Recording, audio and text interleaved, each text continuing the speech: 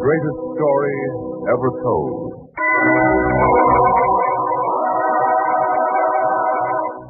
Presented by the United States Armed Forces Radio Service.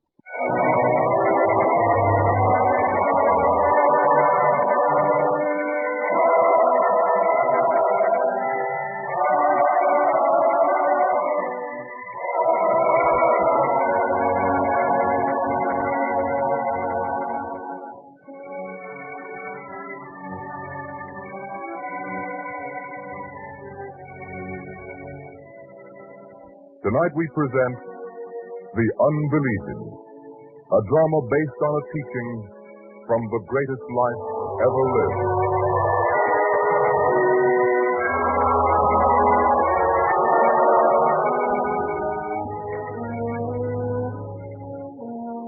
In a Galilean town that faces on the Great Sea, there is sudden activity down at the waterfront. For one large vessel has just run up a flag signifying that she will sail with the tide. Casks of water and much food are being hauled down to the shore for loading. And the captain is not only busy giving his orders, but is also talking to the merchant, Aaron. Mind you, Abner, stow those casks securely. Now, Aaron, what do you say? Time's short. I have to know. Well, a man has to have time to think. Think? Nothing to think about. I told you where I'm sailing woolen cloth is as precious as food. They'll pay for it in gold.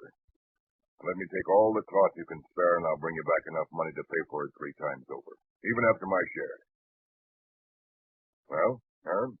I don't know. Risk a good part of my possessions, and a vessel can sink. No vessel of mine has ever been lost, Aaron. I know, but I have to be a little more cautious than most men. What do you mean? Well, a man doesn't like to talk of it, but I have a son, and he's not a well lad. Not that he's sick all the time, mind you, but suddenly from out of nowhere, the sickness seems to come on him like an evil spirit. And when it strikes him, he tosses and twists frantically as though he had a struggle going on inside of him, as though he wanted to throw off the evil spirit. Too bad, that. I've heard of such sickness. Well, you can understand that I must always have money to take care of the boy. I can't risk losing a good part of what I have. I see.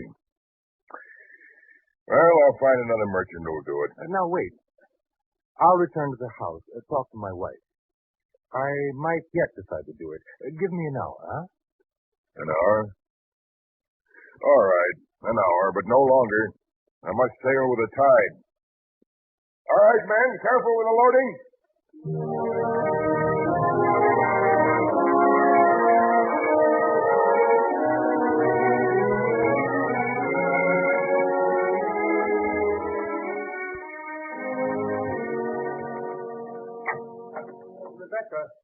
Rebecca. Yes, Aaron, what is it? You're out of breath. Is there something wrong? Oh, no. It's just that the time's come to make an important decision. It must be made in a hurry. I want your advice. Well? If we could triple our money... Triple it? How? All I have to do is entrust most of my stock of woolen cloth to Nathan, the sea captain. He'd take it to a port where he assures me he can sell it for 3 times its price here. Nathan? He's a very honest man. And a good captain, too. Why not do what he asks? Well, you know how the seas are. Gales blow up suddenly. Huge waves. Treacherous rocks. Anything could happen. But isn't that one of the risks of doing business? Is it a risk I can afford to take? After all, we must think of Michael. There must always be enough money for him. Oh, Aaron. Aaron, why did it have to happen to our son? Our only child. Did anyone ever expect it? The first time it happened, I thought the end of the world had come for us. Never since then, it's been uppermost in my mind. That's why now I have to consider how this could affect him. Still, you have to believe in something. You have to believe that things will work out right. Believe? You're reproaching me again, Rebecca. Oh, no, Aaron. I'm trying to help you. You know me better than anyone does, my dear. that I'm a man who believes only what he knows. A fact is a fact, and there's nothing more. Aaron, tomorrow the master will be here again. No, please, don't ask me to go. It would be mockery. I don't believe. Can't be. I don't belong there. If you'd only try. Don't make me do it. Not if you won't feel right. But now, what are you going to tell Nathan? I think I know what I should tell him. You'll do it? No. But why? The fact. We must bear them in mind. The ship can sink. The cloth can be lost. Those are fears, not facts. But they can happen. They can be facts. All right, dear. Any decision you make will be good enough for me. Then I'll tell him. Oh, but before I go, is the boy here? Yes. Good. I want to see him. To make sure he's still in good health. I'll call him for you. Michael, your father wants to see you a moment. Yes, Father? You want me? Yes, son. How do you feel today? Why, fine, Father. Very well. Why? Why? Must the father explain because he cares about his son? Must he, lad? Come here. Yes, Father. Now then, hold out your hand. There. Copper coin for you, Michael. And you're to spend it on something frivolous. Something that's no good at all, but something you'd like to have. Promise? Yes. But why? Just because you're a fine lad? Strong? Healthy? That's why. And now I have to go down to the waterfront. Business, you know. Thank you very much, Father.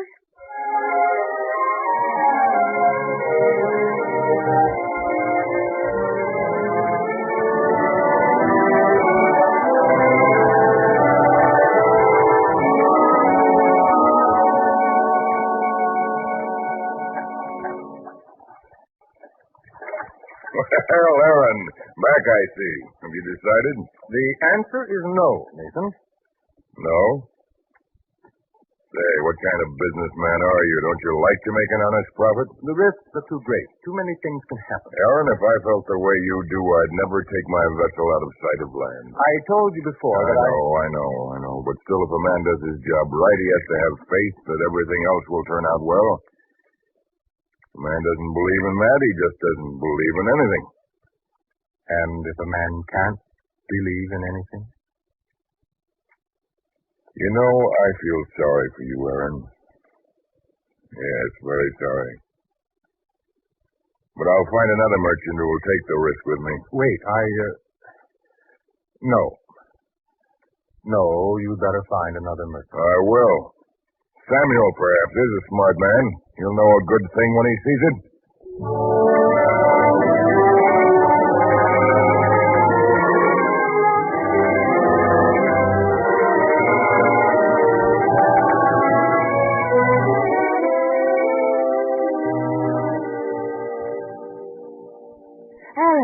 Aaron, I'm glad you're early today. What is it? Not the boy. Oh, no. Samuel has just come by to see you. He's in here. Samuel? Oh. Please, dear, at least be polite about it. Of course. Well, Samuel, good to see you. I must congratulate you on your good luck. The best transaction I ever made. You know, Nathan said 3 times the price. Actually, it was more than that. So I understand. Suppose you think I'm a fool for passing by the opportunity. Not at all. No one of us makes the right decision every time, but I thought you might be interested in something new. You see, that one transaction has convinced me there's a great opportunity, so I decided to put in my money, with several others, of course. We'll assemble a fleet of ships, say 4, to begin with, and we'll carry on trade with our own ships and our own goods, and Nathan will run it all for us. How does that sound to you? I wish you the best of luck, Samuel. Wait, you don't understand. We'd like to have you in with us. You want me to join with you? Of course. You'll do it, won't you? I'm not a man to rush into things, Samuel. I'll have to think it over. Of course. Tomorrow, then? Well, we'll see. Yes. Let us know when you decide, Aaron. Goodbye. Well, Aaron, it sounds fine, doesn't it? I don't know. One man among many. Don't you see what that means? I won't really have control over my own money. But if you can all make more money together than you can singly, isn't it worth it? But to let others decide what to do with my money, I don't have faith in it. Oh, I see. Understand, I don't say they're dishonest. But men are a little more lax with money that's not their own. You mean you're not going to do it? I mean, I won't jump at it. I'll think about it.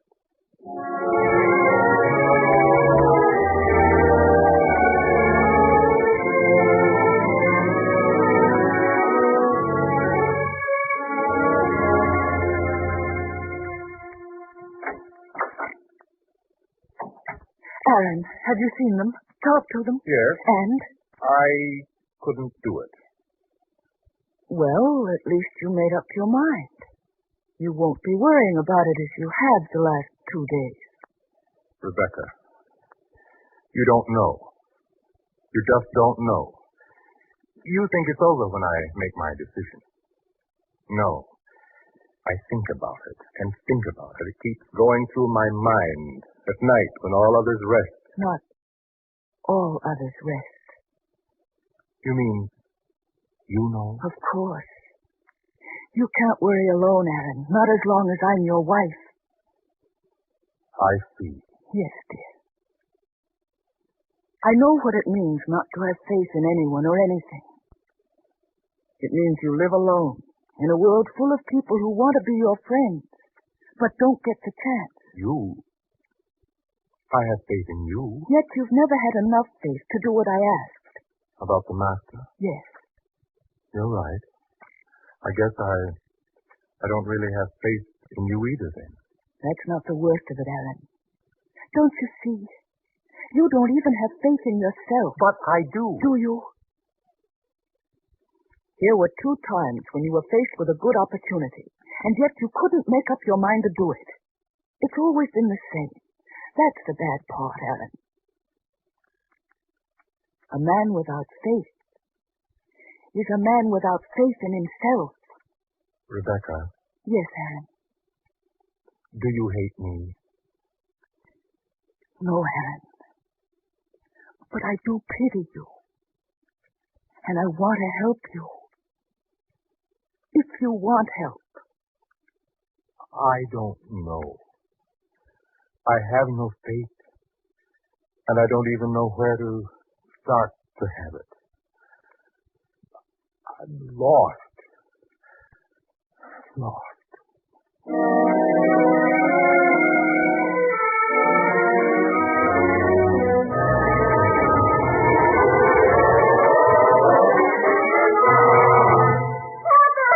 Michael? Aaron, did you hear anything? What? Did I He hear? called out. We must go to him. Michael!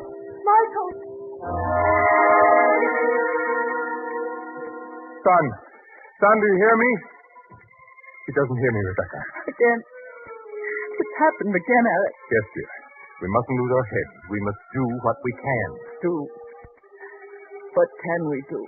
Wait. Just wait. I guess that's all. Poor boy. Poor boy. To be so sickened.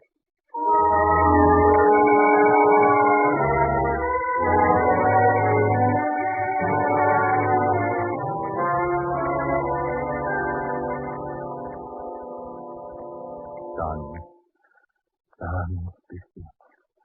This evil thing will pass. It has to pass. The way he struggles. It was never quite so bad as this before. If only we could talk to him, give him courage, let him know that we're standing here beside him in this moment. We can say nothing. Do nothing. Just wait and watch. And pray. I wish you would, Rebecca. And you? I'm lost for time like this. It's the price of not believing. You pray, my dear. For both of us.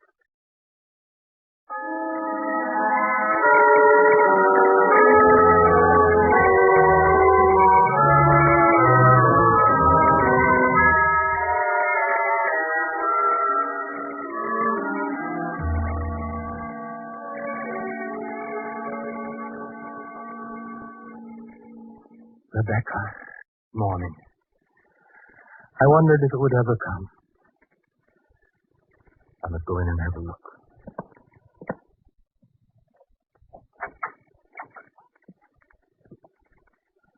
Oh, son. Son, I could never say this to you if you were listening. Never. Maybe you wonder. Maybe it goes through your young mind sometimes, and I can't tell. You'd have a right to ask. You'd have a right to say, Father, can't you do something for me? Can no one lift this curse from me? Yes, you could ask that. And what could I say? Only that I've done all I can. But there doesn't seem to be anything that can help. Aaron. Aaron, You heard. Yes. I'm sorry. Haven't I thought the same many times?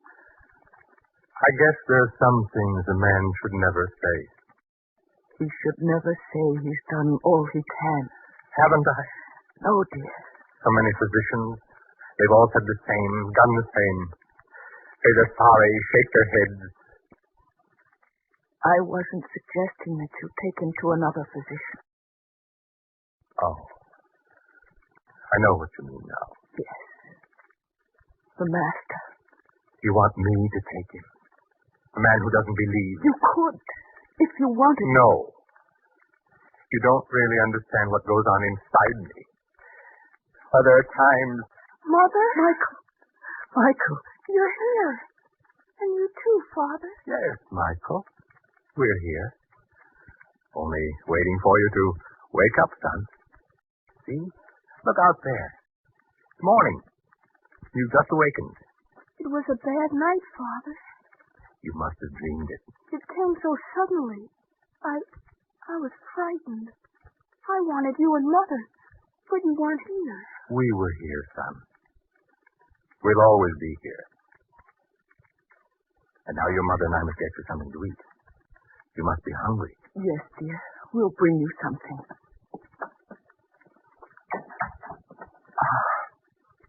He's better. Only for the moment. You know how it's been before. Yes, I know. Then won't you do what I ask? I wanted to. But there's nothing within me that responds. All things I know, I must know through seeing, feeling, experiencing. Only after that can I believe. I'm only asking for our son's sake. You could take him. No, Aaron. You're the one who must do it. Try.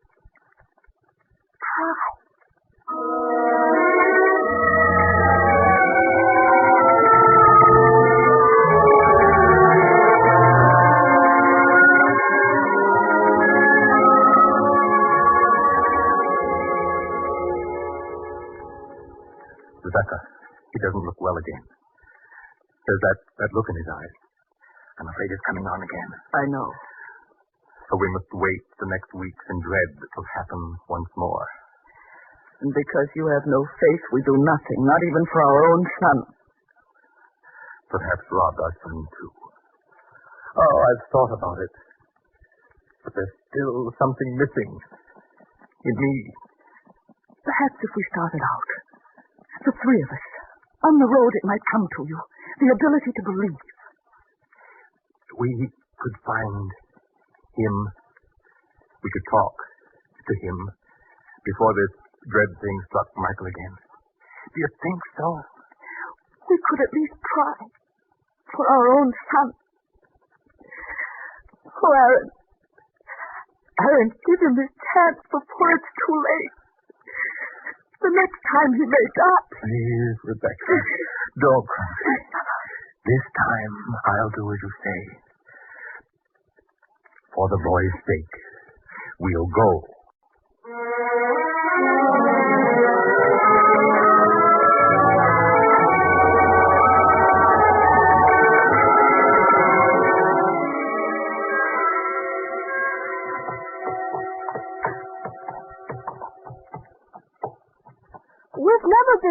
far from home before.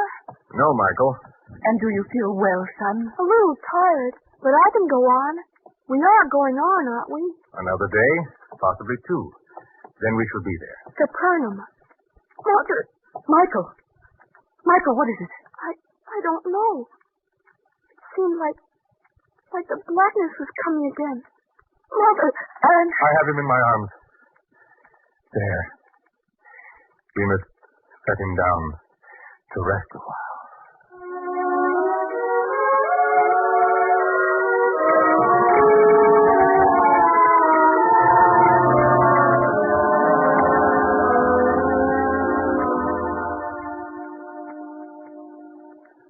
It's growing dark. Will we stay here by the roadside forever? He's more ill now than he's ever been. This time is the worst of all. What can we do for him here? The water's already gone. With nothing to wet his lips with but tears. I know. Rebecca. Yes, Aaron. You have such faith. You're always believing. But if there is any power in this master you worship, then I shall find it out. What do you mean, Aaron? I shall carry the boy in my arms the rest of the way. All the way to Capernaum. Can you do it? I can do anything. If it's for my son. It means traveling all night. I can do it.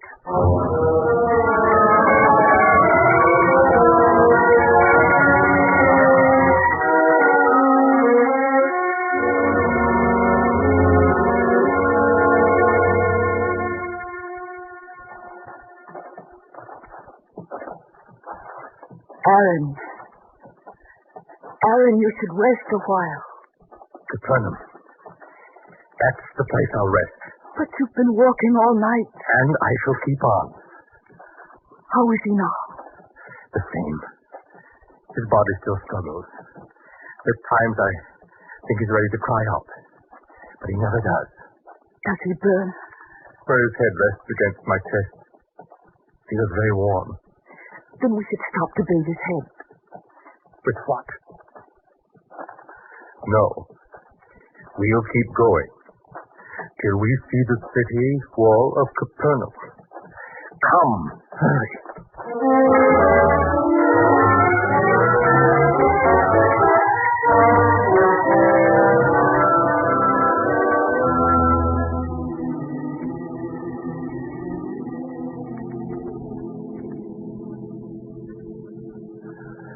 Well, Rebecca, is this the place? Yes, Aaron.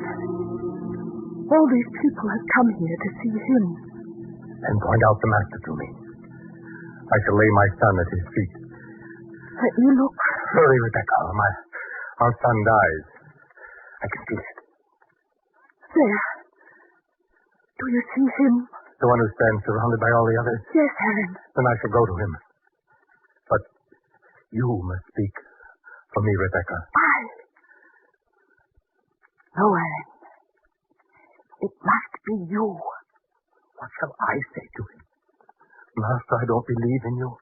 And because I don't believe, I want you to heal my son who dies. No. You speak for me, Rebecca. Aaron, you've always said you wanted to believe and weren't able. Well, this is your chance. Tell him, honestly and humbly, what's in your heart. And then see if he'll help you to believe. Our son's life hangs on it. If I didn't have faith, I wouldn't be here. Go, Aaron. You ask him. Then be with me, Rebecca. Beside me.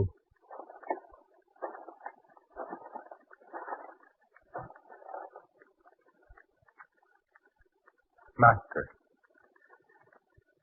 Master, I have brought you my son, who is stricken by a strange evil. I lay him here before you.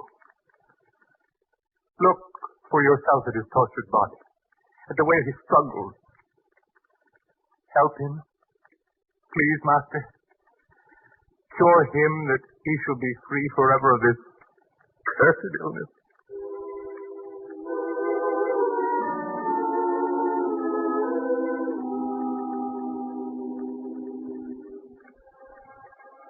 How long is it ago since this came unto him? Since he was a little child, Master. But now, this moment, he seems closer to death than ever before. Master, if you can do anything, have compassion on us. Help us. If thou canst believe, all things are possible to him that believeth. Believe. This moment more than any other would I want to believe. Yes, I want to believe. Help me, Lord, in my unbelief.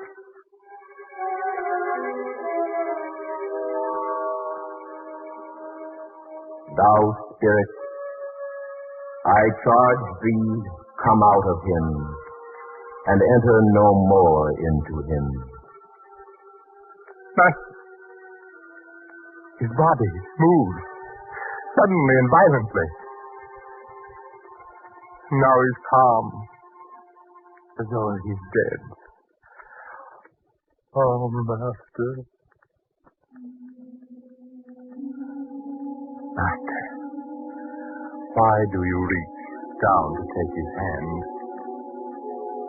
And you lift him up, Master. Master.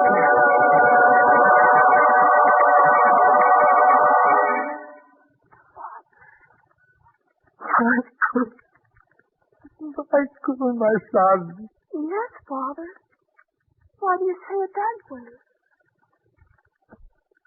Rebecca, look, our son, well, alive. Master, Master, now I can believe. I see. And what I see is changed by unbelief to great faith. I have faith in you, in my fellow men, in my wife, even in myself. My whole life has changed, Lord. I am no longer alone.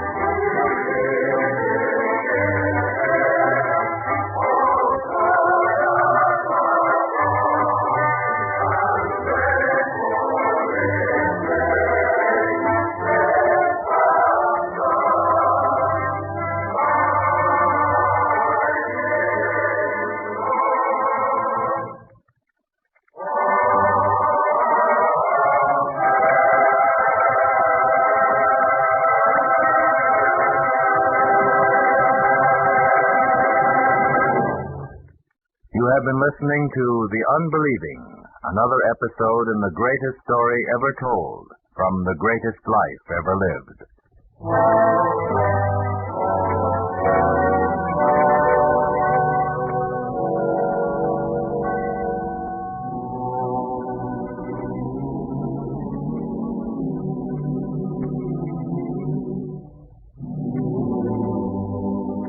The Greatest Story Ever Told was a presentation of the United States Armed Forces Radio Service, the voice of information and education.